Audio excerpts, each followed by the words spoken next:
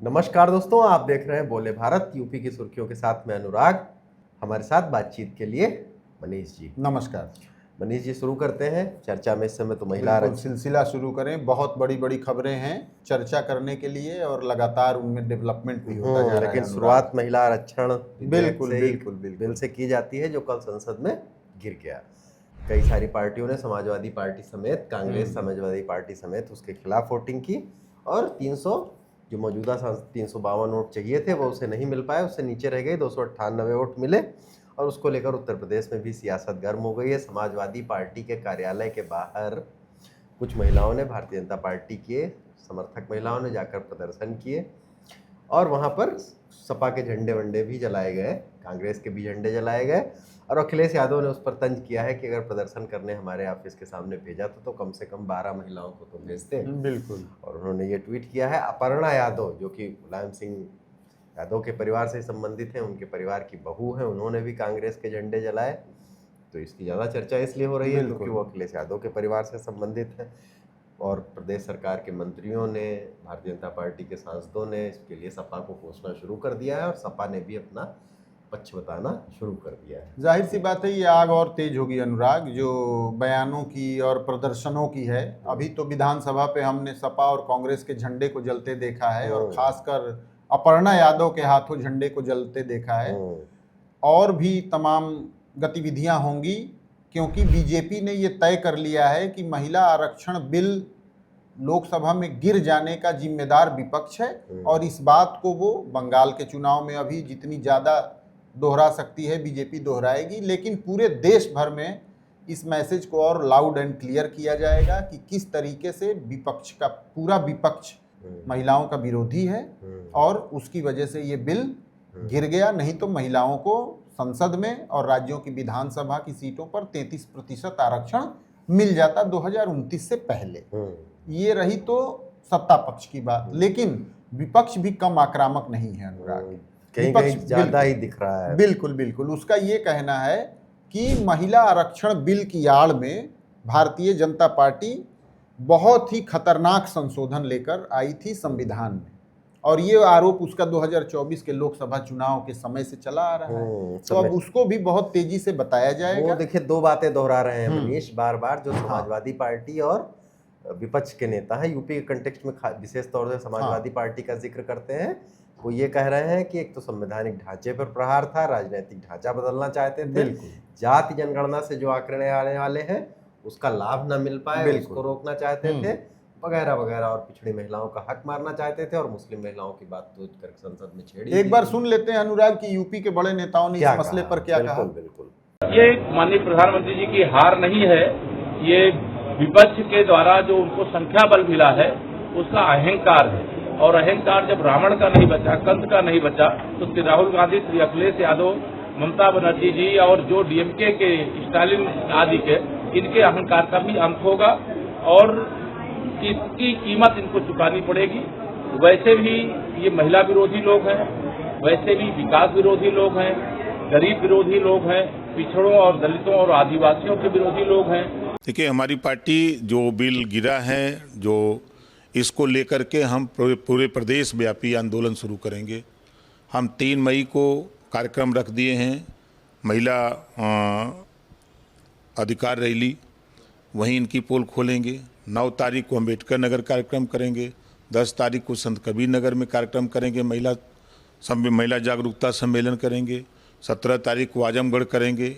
ये कार्यक्रम करके इनको बेनकाब करेंगे ताकि जिन महिलाओं को अभी ये पता नहीं, जानकारी नहीं है, उनको भी जानकारी दे करके समाजवादी पार्टी और कांग्रेस सहित सभी विपक्ष के लोगों का पर्दाफाश किया जाएगा।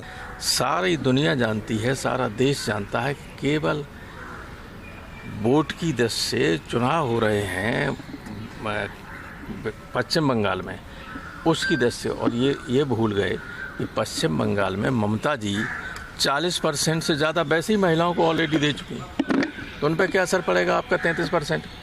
क्या असर पड़ेगा? ये इन्होंने सोचा ही नहीं। भाई जब जानते थे कि 2/3 बहुमत नहीं है तो लाने का क्या मतलब था?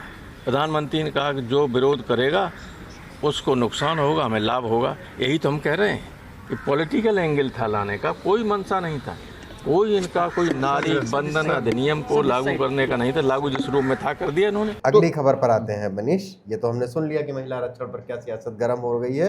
सियासत और भी गर्म है। भारतीय जनता पार्टी के प्रदेश अध्यक्ष पंकज चौधरी की नितिन नवीन, जो कि राष्ट्रीय अध्यक्ष हैं पार्टी के, उनसे मुलाकात और प्रधानमंत्री नरेंद्र मोदी की मुलाकात के बाद सुगबुगाहटें फिर से तेज हो गई हैं। बिल्कुल। सुगबुगाहटें दो प्रकार की हैं। एक तो ये कहा जा रहा है कि जो संगठन है, पंकज चौधरी अपनी टीम का पुनर्गठन करेंगे और उसमें क्या क्या होना है, कैसे कैसे होना है। चुनावी साल है तो ये पुनर्गठन थोड़ा महत्वपूर्ण और भी हो जाता है।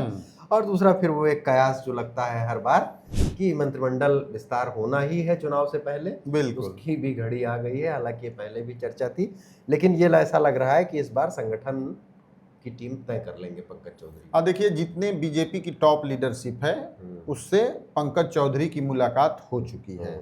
अब किसी एक इशू पर होता तो वो किसी एक आदमी से मिलते, मसलन यदि वो वित्त राज्य मंत्री के नाते प्रधानमंत्री मोदी से मिलते तब तो बात ठीक थी, लेकिन वो राष्ट्रीय अध्यक्ष नितिन नवीन से भी मिले, संगठन महामंत्री बीएल संतोष से भी मिले। और चूंकि अध्यक्ष बनने के बाद से बहुत सारे संगठन जो भी अध्यक्ष बनता है उसका पुनर्गठन करता है अपने हिसाब से, और इलेक्शन भी आने वाला है।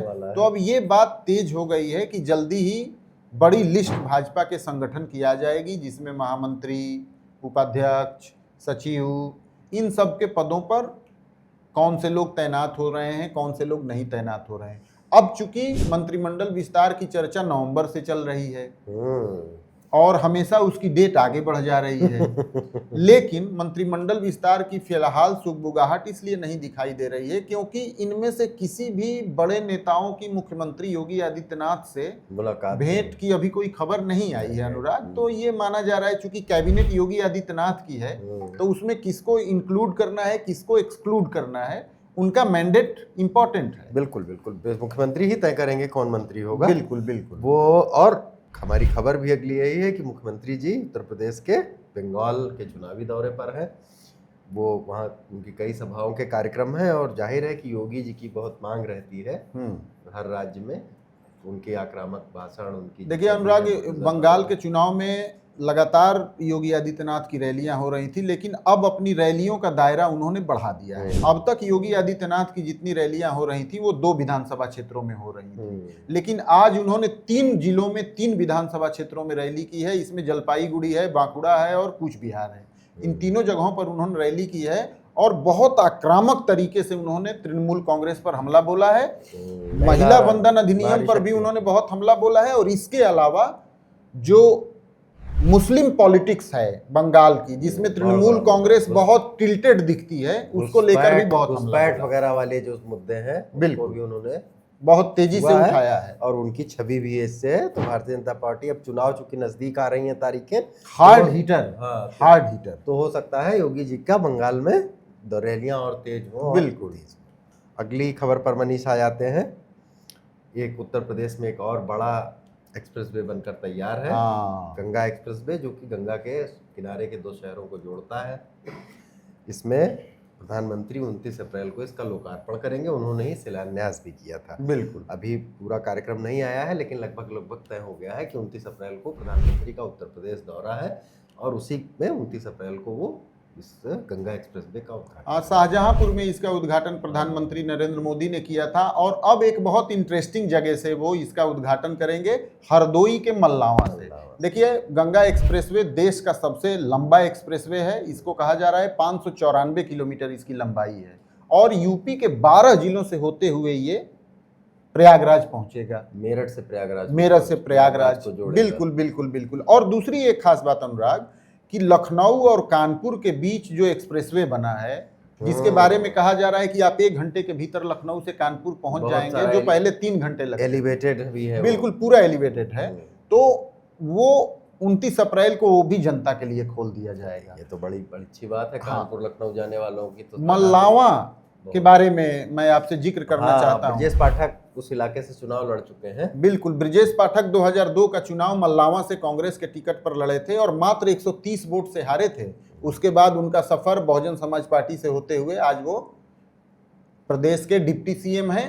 तो मल्लावा जो उनका स्थानीय निवास है, वहां से प्रधानमंत्री नरेंद्र मोदी गंगा एक्सप्रेसवे का उद्घाटन करेंगे। अभी तक जो जानकारी हमको यूपीडा से मिली है, और वाकई में इस एक्सप्रेसवे के खुल जाने से वेस्टर्न और ईस्टर्न इन दोनों यूपी के बीच जो इतनी लंबी दूरी दिखती थी, जो कई घंटे में पूरी हुआ करती थी, मेरठ से हाई कोर्ट आने वाले लोगों को भी बहुत दिक्कत बहुत। होती थी मनीष, और शायद इसके बिल्कुल। खुल जाने से कुछ राहत मिले। 100%। और राहत तो खैर सभी को मिलेगी। बिल्कुल। मेरठ से प्रयागराज को मुख्य तौर पे ये एक्सप्रेसवे जोड़ता है। हाँ। तो ये एक अच्छी खबर है उत्तर प्रदेश वालों के लिए। मौसम की एक लाइन जिक्र कर दें कि मौसम बाकी प्रदेश में तो गर्म है, दिल्ली एनसीआर में जरूर कुछ छींटे पड़े हैं और वहाँ मौसम थोड़ा सर्द रहा है, लेकिन माना जा रहा है कि मनीष पूरे बाकी प्रदेश में मौसम गर्म ही रहेगा। हाँ, 100%। 100%। अभी कई दिनों तक मौसम ऐसे ही रहेगा रहेगा। अनुराग, और टेम्परेचर 45 को क्रॉस करता हुआ कई शहरों में दिख सकता है। लगातार 2 दिनों से बांदा 44.5 डिग्री और 45.5 डिग्री के साथ गर्म जिला है, सबसे गर्म जिला रहा है। तो मौसम की इसी खबर के साथ तब यूपी की सुर्खियों को विराम देते हैं। कल फिर नई सुर्खियों के साथ हाजिर होंगे, तब तक के लिए इजाजत दीजिए। नमस्कार, धन्यवाद। देखते रहिए बोले भारत। नमस्कार।